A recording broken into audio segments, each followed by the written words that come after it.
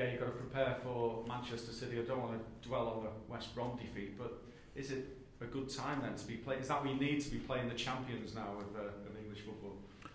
Not really, no. I think for us, we know that if we're going to have any sort of success this year, we want to ensure that our home games, we can win as many of them as we possibly can. Manchester City are the benchmark, they're the champions, so we understand it's going to be a really difficult game.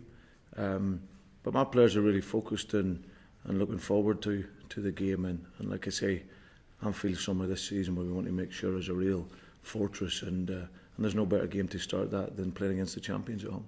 Do you think you'll have to be at your very best to beat them?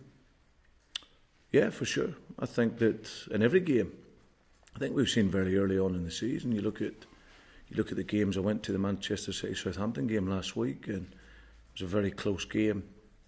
You look at Reading during the week, done terrific against Chelsea. So there's every game at this level is very difficult.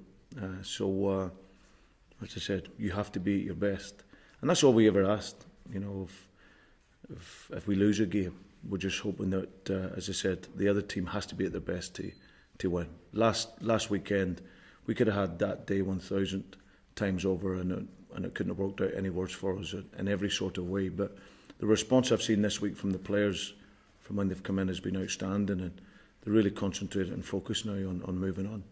How's Andy Carroll? He didn't figure against Hearts, a hamstring problem. Is he okay? Yeah, we're hoping that he'll be fine joining training tomorrow. It was more just, it was too much of a risk. Andy was due to play in the game last night, and unfortunately for him, he just had a slight, it's not a tear or grade 1, he's just showed up in the scan, just a slight sort of movement in his hamstring. So we're hoping that he'll be okay to train tomorrow and be available for the weekend. And like I say, it's important because he's a good guy.